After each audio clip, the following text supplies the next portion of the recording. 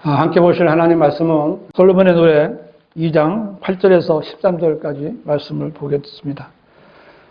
다 찾으셨으면 11절까지 제가 읽고요. 12절, 13절을 한 목소리로 읽겠습니다. 내 사랑하는 이의 목소리로다. 보라, 그가 산들 위로 뛰며 작은 산들 위로 가볍게 뛰며 오는도다. 나의 사랑하는 이는 노루나 어린 사슴 같나니 보라, 그가 우리의 벽 뒤에 서서 창문으로 들여다보며 창살을 통해 몸을 내보이는도다. 나의 사랑하는 이가 내게 일러 말하기를 나의 사랑, 나의 어여쁜 자야, 일어나 떠나자. 보라, 겨울도 지나고 비도 그쳐 사라졌으며 땅에는 꽃들이 피고 새들이 놀아하는 때가 왔도다. 산비둘기의 소리가 우리의 땅에서 들리는도다. 무화과 나무는 푸른 무화과들을 내고 포도 넝쿨은 부드러운 포도로 좋은 향기를 내는도다. 나의 사랑, 나의 어여쁜 자야, 일어나 떠나자 하였도다. 아멘.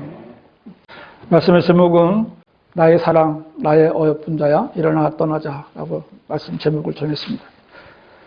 성경은 유대인에게 하신 말씀은 유대인에게, 이방인에게 하신 말씀은 이방인에게, 하나님의 교회에게 하신 말씀은 하나님의 교회에게 적용해야 올바로 해석할 수 있는 책입니다.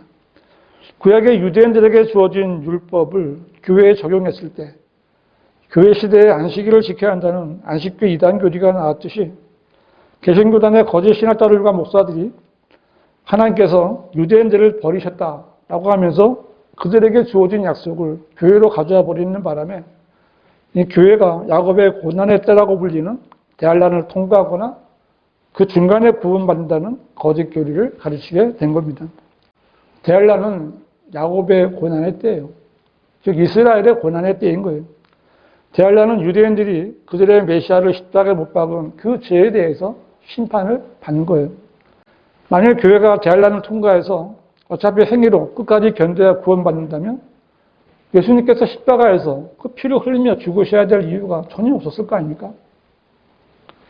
그들은 믿음으로 말미암아 은혜로 구원받는 신약의 구원을 무효화시키려는 자들이고요. 예수님의 죽으심을 헛되이 만들려는 자들입니다. 정말 많은 사람이 교회를 다니고 있지만 바르게 성경대로 믿고 구원받은 사람이 많지 않은 거예요. 그리스도의 복음을 통해서 구원받지 못하면 아무리 교회에 오래 다니고 직분이 있어도 소용이 없는 겁니다. 구원받아야만 대환란에 들어가지 않고 환란 전에 휴거될 수 있는 거예요. 오늘 본문이 있는 솔로몬의 노래는 솔로몬이 기록한 것으로 솔로몬과 그의 사랑하는 신부의 이야기를 담고 있는데요. 사랑 이야기예요. 사랑 이야기. 솔로몬은 다윗의 아들로서 하나님께서 그의 이름을 여디디아라고 해요. 여디디아. 하나님의 사랑을 받는 자, 사랑을 받는 사람. 그리고 예수 그리스도의 예표가 되는 인물이었습니다. 다윗의 아들이기 때문에 예표로서는 예수 그리스도의 예표가 되는 거죠. 솔로몬에게도 이방인 신부가 있었고요. 예수 그리스도께서도 이방인 신부가 있으신 거예요. 솔로몬은 유대인의 왕이었던 것처럼 예수 그리스도께서도 유대인의 왕으로 오신 겁니다. 솔로몬은 그에게 주어졌던 모든 질문에 다 답변을 해줄 수 있었습니다. 현명해요. 우리 주 예수 그리스도께서도 바리새인, 서기관들, 사두개인들, 율법사들이 무슨 질문을 해도 다 대답해 주셨고 그리고 그들의 입을 다물게 해주셨습니다.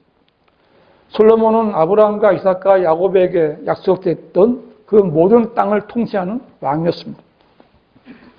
예수님께서도 다시 오시면 그 땅을 취하시고 다윗의 보좌에 앉아서 통치하실 겁니다. 한 이방인 여인이 시바 여왕이 솔로몬을 만나기 위해서 왔습니다. 이것은 천년왕국 때 이방인들이 왕이신 예수 그리스도 앞으로 나오는 것과 같은 겁니다.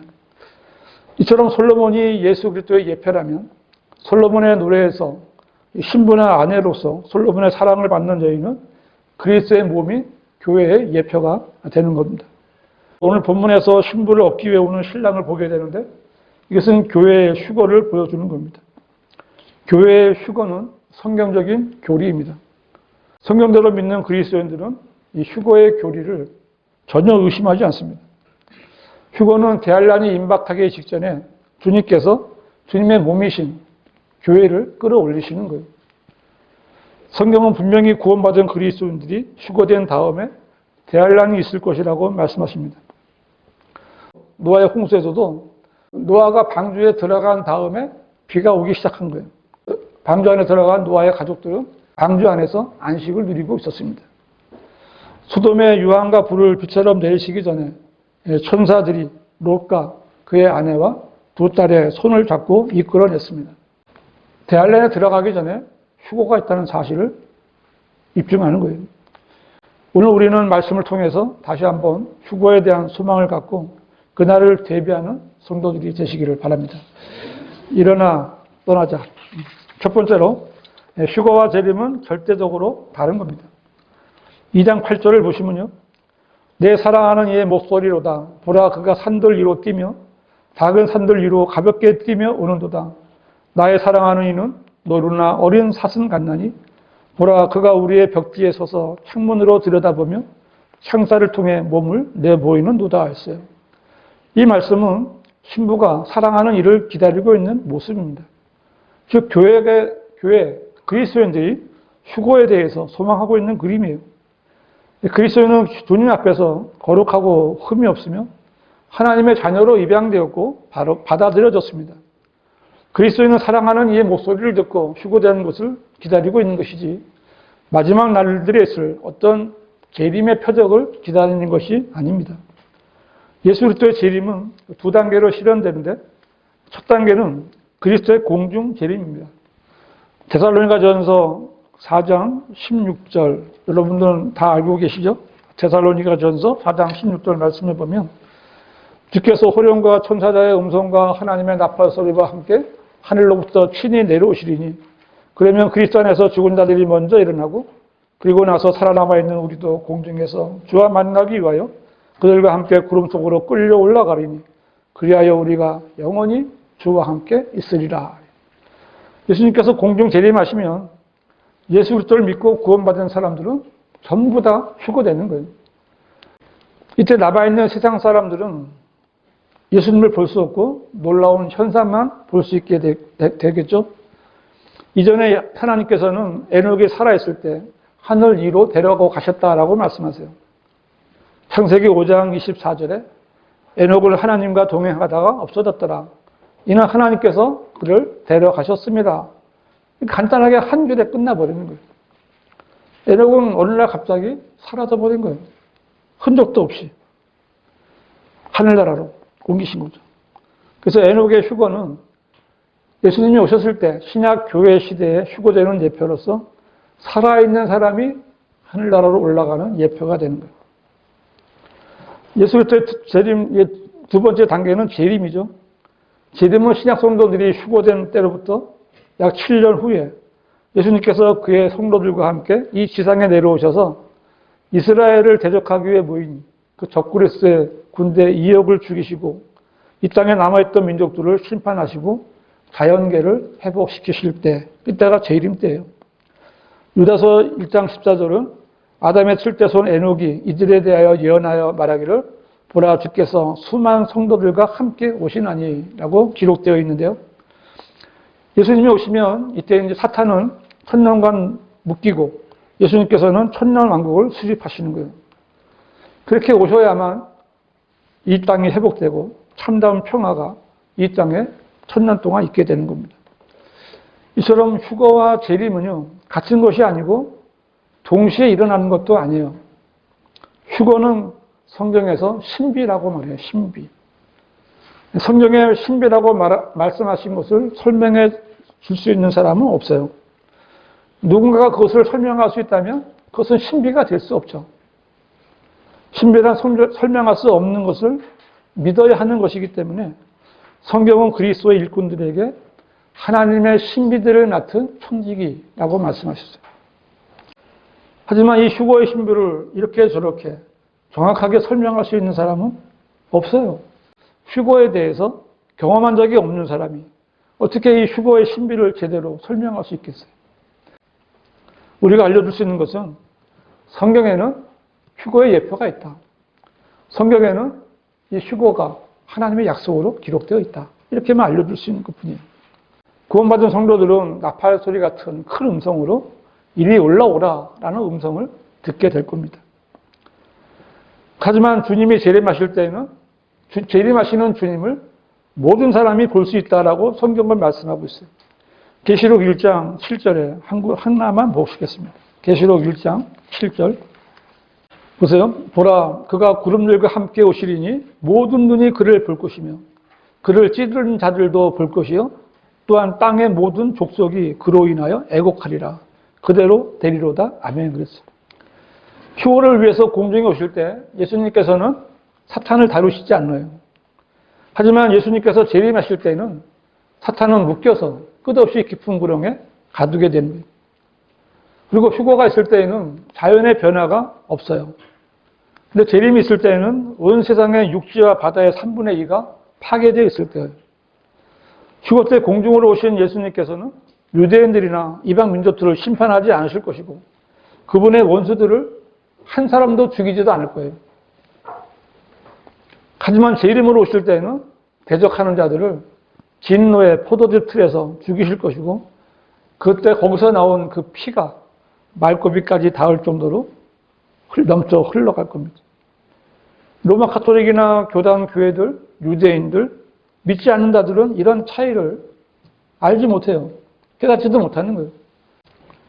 그들은 성경을 찾아보지도 않는 거예요. 이런 말씀을 찾아도 자기들 교리에 따라 자기들 멋대로 영적으로 은유적으로 해석해 버립니다. 그들은 하나님보다 자기들의 교회를 더 사랑하는 자들이에요. 그들은 빛보다 어둠을 더 사랑하는 자들입니다. 그들은 예수님 당시에 예수님을 거부하고 자신들의 유익을 위해서 예수님을 죽이려고 모의했던 자들이고 예수님을 죽인 자들과 똑같은 자들이에요. 휴거와 재림은 절대로 다른 겁니다. 휴거 때 그분은 도둑같이 오시는 거예요. 도둑은 어느 집에 가서 머무르려고 하지 않죠. 보물만 가지고 빨리 튀어야 돼요. 목적한 것만 이루면 바로 떠나야 되는 거예요. 그래서 예수님께서는 휴거 때에 오셔서 그분의 몸된 성도들만을 데리고 가시는 거예요. 자신의 피로 값주고 사주신 그분의 보물만 챙겨서 셋째 하늘로 떠나시는 거예요. 주님께서 일어나 떠나자라고 그 목소리를 들려주실 때까지 소망 가운데 인내하며 믿음을 지키는 성도들이 되시기를 바랍니다. 일어나 떠나자. 두 번째로 나의 사랑하는 이가 나를 부르실 겁니다. 솔로몬의 노래 2장 10절. 나의 사랑하는 이가 내게 일러 말하기를 나의 사랑 나의 어여쁜 자야 일어나 떠나자 했는데요. 이것은 신랑이 신부에게 말씀하시는 거예요. 사랑하는 이의 목소리를 듣고 그분의 나타나심을 기다리는 신부에게 기쁨을 가져온 신랑은 자신의 신부와 함께 일어나 떠나자고 그의 어여쁜 신부를 부르시는 거예요. 예수 그리스도께서 갈보리 십자가에 달리시기 바로 전날 밤에 그 마가 다락방에서 마지막 만찬을 가주신 그 자리에서 제자들에게 주셨던 위대한 가르침은 요한복음 14장부터가 그 핵심적인 강론이에요. 그때 예수님께서는 인간으로서는 그 누구도 감히 입 밖에 낼 수도 없고 흉내낼 수도 없는 말씀들을 통해서 진리의 말씀을 주시는데 그 첫 번째가 주님께서 다시 오시겠다는 말씀이에요. 요한복음 14장 1절에 그렇게 써 있어요. 요한복음 14장 1절에 너희는 마음에 근심하지 말라. 너희가 하나님을 믿으니 또한 나를 믿으라. 내 아버지 집에는 많은 저택들이 있느니라. 그렇지 아니하면 내가 너희에게 말하였으리라. 나는 너희를 위하여 처소를 마련하러 가노라. 내가 가서 너희를 위하여 처소를 마련하면 다시 와서 너희를 내게로 영접하여 내가 있는 그곳에 너희도 있게 하리라. 이것은 신부를 부르시는 신랑의 약속이에요. 예수 그리스도를 구세주로 믿고 주님으로 믿는 성도들을 위해서 우리 주님께서는 처소를 마련하셨는데 그것은 저택들이에요. 맨션입니다. 맨션. 계시록 20장에 보면은 그 새 예루살렘 도성이 나오죠. 그 도성의 강체가 가장 귀한 보석 같고 벽옥 같으며 수정같이 맑고 그 성곽은 벽옥으로 지어졌고 그 도성은 순금으로 맑은 유리 같고 그 도성의 성곽의 기초석은 각양 보석으로 단정되었으며 또 그 12대문은 12진주니 그 문들은 각각 한 개의 진주로 되어 있더라. 그 도성의 거리는 순금으로 투명한 유리 같더라. 이게 우리가 하나님께서 우리 주님께서 우리를 위해 초소를 마련하신 그 새 예루살렘이에요. 그리고 그런 곳에 지어진 대저택에서 우리는 살게 되는 거예요. 주님이 우리에게 주신 거예요. 휴거는 하나님의 뜻에 따라 예수 그리스도의 몸인 교회를 위해서 오시는 겁니다. 고린도후서 11장 2절에 이는 내가 경건한 질투로 너희에게 질투를 느낌이라 내가 너희를 한 남편에게 정혼시키나니 이는 한 순결한 처녀로 너희를 그리스도께 바치려는 것이라고 했는데요. 이 말씀에 따르면 현재 교회는 그리스도와 약혼한 한 순결한 처녀예요. 처음 사랑 아담이 그의 아내를 맞이했듯이 마지막 아담도 그의 아내를 맞이해야만 하는 거예요. 그래서 교회는 한 남편에게 정혼한 한 순결한 처녀입니다. 그리스도의 신부는 요한계시록 19장 7절에서 어린 양의 혼인식에 신부로 서는 거예요. 그래서 여기 고린도후서 11장에서는 한 순결한 처녀로 불리고 에베소서 5장에서는 뭐예요? 한 남편과 그의 아내로 불리는 거예요. 순결한 처녀인 교회는 이곳 지상에서 그리스도와 약혼하고 있다가 저 위에 셋째 하늘에서 그리스도와 혼인하기 위해서 끌려 올라가는 겁니다. 물리적으로는 그리스도인의 혼은 이미 구원받았고 하지만 우리의 몸은 아직 구속받지 못한 거예요. 교회가 휴거되어 셋째 하늘에 올라갈 때 그것은 세상으로부터 완전히 빠져나와서 둘째 하늘의 바다를 건너서 완전한 구원으로 들어가는 겁니다. 예수님께서 오셔서 값 주고 사신 그 소유를 이제는 혼이나 영만이 아니라 몸까지 완전히 구속해서 올라가시는 거예요. 그래서 로마서 8장 23절에는 그들뿐만 아니라 성령의 첫 열매들을 가진 우리까지도 속으로 신음하며 양자되는 것, 곧 우리 몸의 구속을 기다리고 있느니라 라고 말씀하고 있는 거예요. 거듭난 사람은 누구나 이 세상에 속한 자들이 아니고 그 시민권은 하늘에 있는 거예요. 그러므로 이 세상에서 그리스도인들은 타국인이요 순례자라고 고백하는 겁니다. 그러나 모든 사람이 하늘나라나 지옥으로 예정되었다는 이런 극단적 칼빈주의는 구원받지 못한 모든 사람이 죄인이기에 지옥으로 갈 수밖에 없다는 사실과 그리스도의 복음을 믿는 사람은 누구든지 거듭난 하나님의 아들들이 될 수 있다는 하나님의 말씀들을 모두 거부해버린 이단들인 거예요. 어떤 사람들은 교회가 대환란 중간에 휴거될 것이라고 주장하고 어떤 사람들은 깨어 기다리는 성도들만이 대환란 전에 휴거되고 나머지는 환란을 통과해야 된다고 주장하고 있습니다. 그러나 이 모든 주장들은 신약 성도의 휴거와는 상관이 없는 비성경적인 마귀적인 주장들입니다. 그들은 교회와 그리스도가 한 몸이라는 이런 기본적인 교리도 모르는 사람들인 거예요. 성경은 휴거가 본질적으로 대환란 이전이고 모든 성도가 이 휴거에 포함된다라고 가르치고 있습니다. 하나님께서는 결코 그리스도의 제사들을 환란 가운데 방치하지 않으실 것이며 그 하나님의 진노 이전에 모든 제사들을 본국으로 소환하시는 거예요. 그리스도의 몸인 교회는 그분의 아들, 곧 다가올 진노로부터 우리를 구해내신 주님께서 하늘로부터 오심을 기다리는 겁니다. 그리스도인은 하나님의 진노를 받아야 될 이유가 전혀 없고요. 야곱의 고난에 참여할 이유가 전혀 없고요. 그래서 거듭난 성도들이 보호받는 것은 하나님의 약속인 거예요. 지금은 마지막 교회 시대인 라오디게아 교회 시대입니다. 더 이상의 교회 시대는 없고 이제 곧 주님이 오시는 거예요. 우리는 대환란을 기다리는 것이 아니라 주님께서 불러주기를 기다리는 사람들인 거예요. 나의 사랑, 나의 어여쁜 자야, 일어나 떠나자. 우리는 멀잖아 이렇게 사랑스러운 주님의 목소리를 들을 수 있을 겁니다. 이러한 복된 소망 가운데 서로 위로하라. 이것이 성경의 권면이에요. 복된 소망 가운데 참다운 위로를 줄 수 있는 성도들이 되시기를 바랍니다. 일어나 떠나자. 세 번째로 휴거는 언제 일어나는가? 언제 휴거가 있을 것인가? 이것은 바울 때서부터 지금까지 구원받은 모든 성도들의 관심사입니다. 솔로몬의 노래 2장 11절 보세요. 보라, 겨울도 지나고 비도 그쳐 사라졌으며 라고 했는데요. 겨울도 지나고는요. 이 휴거는 그래서 12월이나 1월이나 2월이나 겨울에 일어나지 않는 거예요. 비도 그쳐 사라졌으며 라고 한 것은 이제 봄을 알리는 비가 그쳤다는 거죠. 그래서 이제 3, 4월도 아니에요. 12절 보시면 땅에는 꽃들이 피고 새들이 노래하는 때가 왔도다. 산비둘기의 소리가 우리의 땅에서 들리는도다 했는데요. 땅에는 꽃들이 피고 새들이 노래하는 때가 왔어요. 4월의 비가 5월을 가져온다라는 속담이 있는데 이 구절이 암시하는 것은 5월입니다. 5월. 13절 보세요. 무화과 나무는 푸른 무화과들을 내고 포도 넝쿨은 부드러운 포도로 좋은 향기를 내는도다. 나의 사랑, 나의 어여쁜 자야, 일어나 떠나자 하였도다. 따라서 신랑이 사랑하는 신부를 찾아서 떠나는 때는 여름으로 들어가는 늦은 봄입니다. 우리 달력으로 보면 5월 말부터 6월 초 사이예요. 그때는 연중에 이제 오순절에 해당되는 때입니다. 물론 주님의 계획은요, 이러한 틀에 반드시 매여 있지는 않겠지만, 이 성경 전체를 볼 때, 우리는 주님께서 일하신 방법으로 미뤄 볼 때, 휴거는 오순절에 있다라고 보는 것이 타당하다는 말씀이에요.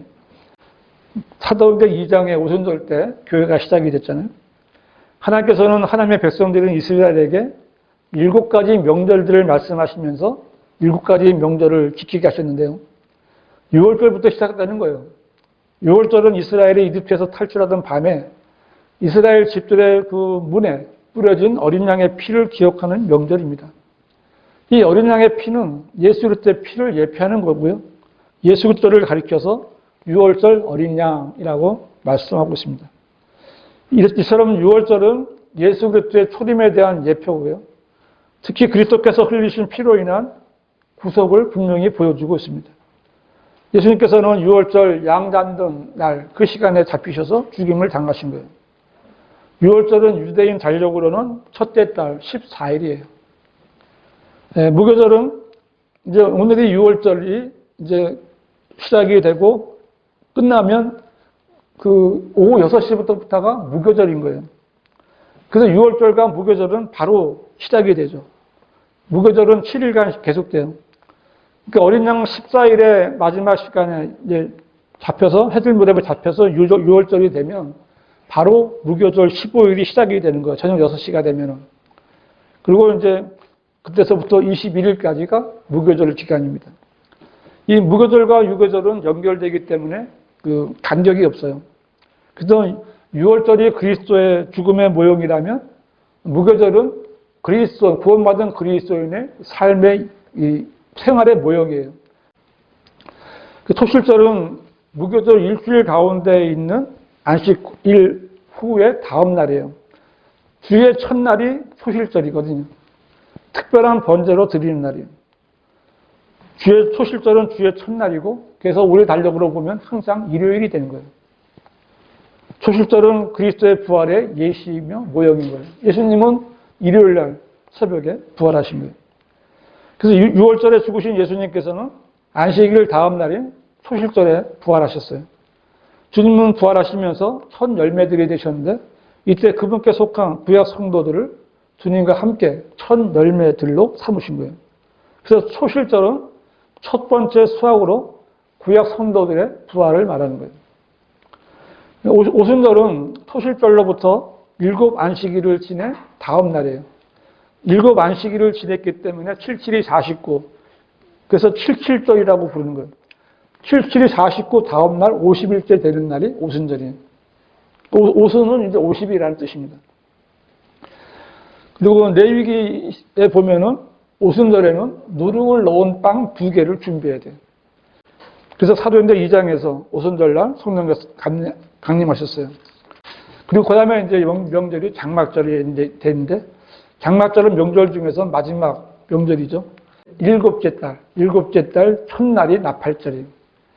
10일 날이 속죄일이에요. 그리고 이제 15일서부터 21일까지 일주일간이 장막절이에요.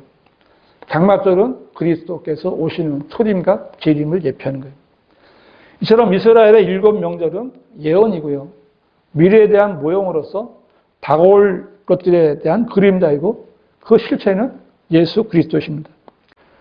그래서 오순절은 7절부터 시작이 되는데 그래서 다시 말해서 예수 그리스도의 부활서부터 시작이 되는 거예요. 예수 그리스도께서 부활하신 후 7주가 지난 오순절에 이제 예수님께서 말씀하신 대로 기다리던 제자들에게 성령이 부어졌고 이때 교회가 시작된 거예요. 이러한 사실을 우리가 성경을 볼 때 주님은 오순절에 성령을 보내셔서 교회를 시작하신 것처럼 오순절에 오셔서 교회를 휴거시켜 거둬가지 않으실까 이런 생각이 되는 거예요. 이건 타당한 거예요. 신명기 16장을 한번 찾아보시면요. 신명기 16장 16절 한번 보세요. 신명기 16장 16절. 너희 중 모든 남자는 주 너희 하나님 앞에 1년에 3번씩 즉 무교절과 칠칠절과 장막절에 그분께서 선정하실 곳에 나오되 그들은 빈손으로 주께 나오지 말지니라 라고 명령하셨는데요. 이 3가지 명절은 바로 예수 그리스도의 초림과 재림에 대한 중요한 예표가 되는 절기들인 거예요. 예표로 본다면 무교절은 구약 성도들의 부활과 휴거로 첫 열매들이 되는 거고요. 칠칠절 즉 오순절은 추수로 그리스도의 몸인 교회의 휴거가 되는 것이고 장막절은 대환란 끝에 있을 한란 성도들의 휴거인 이삭 죽기에 해당이 되는 거예요. 그래서 우리는 이제 다시 여기 솔로몬의 노래 13절에서 휴거의 시기를 볼 수가 있어요. 본문에서 무화과 나무와 포도나무가 나오는데 이 무화과 나무와 포도나무는 이 이스라엘을 상징하는 나무입니다. 마태복음 24장을 보시면요. 무화과 나무의 비유가 나오잖아요. 마태복음 24장 32절. 무화과 나무의 한 비유를 배우라. 그 가지가 유연해지고 잎이 나오면 여름이 가까운 줄 너희가 아나니. 아직 여름은 아니고 여름이 가까이 온 거예요. 이와 같이 너희도 이 모든 것을 보면 그 일이 가까이 곧 문들 앞에 이른 줄 알라. 진실로 내가 너희에게 말하오니 이 세대가 지나가기 전에 이 모든 일들이 이루어지리라고 했어요. 이에 따라서 이제 이스라엘이 국가로서 회복이 되면 즉 무화과 나무의 가지가 유연해지고 잎이 나오면 그리고 포도가 좋은 향기를 내는 봄이 오면 휴거가 임박한 거예요. 이 세대가 나오잖아요. 34절에 이 세대는 이스라엘이 한 국가가 된 그 1948년에 독립될 때 그때부터 시작되어 살아있는 한 세대가 이 세대예요. 그래서 만일 한 세대가 42년이라면 그리스도께서는 1990년에 재림하셨을 거예요. 만일 한 세대가 모세가 말한 대로 70이요 80이라면 그래서 70이라면 2018년에 재림했었을 것이고 만일 한 세대가 80이라면 예수님의 재림은 2028년이 되는데 그러면 휴거는 2021년이 돼야 돼요. 2021년은 지금 지났어요. 그래서 이제 그 80도 지나된 거예요. 휴거가 없었기 때문에. 근데 예수님께서 만약에 한 세대가 83이라면 올해 휴거가 있는 거예요. 한 세대가 만일에 84라면 내년에 휴거 있는 거예요. 길게 잡아서 한 세대를 100년으로 본다면 2041년, 재림은 2048년 이렇게 되겠죠. 그래서 만약 하나님께서 에녹이나 무드셀라처럼 그 한 세대의 어떤 한 사람을 하나님이 보셨거든요. 이렇게 한 사람을 만약에 지적해서 그 세대의 특정한 인물을 마음에 두고 있으면서 이 말씀하셨다면 그 사람은 살아서 재림을 보게 될 사람을 말하고 있는 거예요. 이것이 1948년에 태어났지만 믿지 않고 구원받지 못해서 휴거되지 못한 그 세대 중에 어느 유대인이 예수님이 재림하시는 것을 보게 될 것이다. 이것을 의미하는 거예요. 성경은 믿음이 없이는 볼 수 없는 책이에요. 우리는 성경대로 믿는 그리스도인들이에요. 우리는 성경이 말씀하시는 것만 믿으면 되는 거예요. 성경대로 믿고 휴거를 대비하는 성도들이 되시기를 바랍니다. 네, 결론적으로 휴거는 예수 그리스도의 피로 구원받은 성도들만을 위한 주님의 약속이고요. 성도들의 복된 소망이 되는 거예요. 하나님의 약속은 절대로 변경되지 않습니다. 이제 그 시간이 얼마 남지 않았어요. 이 약한 현 세상을 살아가는 그리스도인들은 이 진리의 말씀으로 서로를 위로해 줄 수 있어야 되는 거예요. 대부분의 개신 교단들과 목사들은 휴거를 말하지 않는데요. 그 이유는 지금이 바로 휴거가 임박한 라오디케아 교회 시대에서도 마지막에 다다랐기 때문에 그런 거예요. 마지막 시대의 교회들은 주님을 문 밖에 세워둔 거예요. 그 교회들 안에는 주님이 계시지 않기 때문에 그들은 주님의 뜻을 알려줄 수가 없는 거예요. 아이러니하게도 진화론을 믿는 과학자들은 지금 지구의 종말을 얘기하고 있어요. 근데 성경을 믿는다, 하나님을 믿는다는 목사들은 더 좋은 세상을 만들어야 된다고 큰 소리를 치고 있는 거예요. 교단교회 목사들은 더 이상 휴거를 말하지 않고 휴거를 말하는 목사는 이단이 되는 거예요. 목사들은 이 약한 현 세상이 곧 끝날 것이다 라고 설교하지 않는 거예요. 예수님께서는 그런 자들에게 오 너희 유선자들아 너희가 하늘의 현상은 분별할 줄 알면서도 시대의 표적들은 분별할 줄 모르느냐? 라고 물으신 거예요. 휴거를 믿지 않는 목사들은 유선자들입니다. 그들은 하나님의 약속을 조롱하는 자들이에요. 곧 주님께서 오셔서 나의 사랑, 나의 어여쁜 자야 일어나 떠나자 라고 하시며 우리들을 불러 올리실 거예요. 우리는 그날 속죄기를 소망하고 있습니다. 그날이 오면 기뻐하면서 주님을 맞이할 수 있는 성도들이 되시기를 바랍니다. 기도하시겠습니다.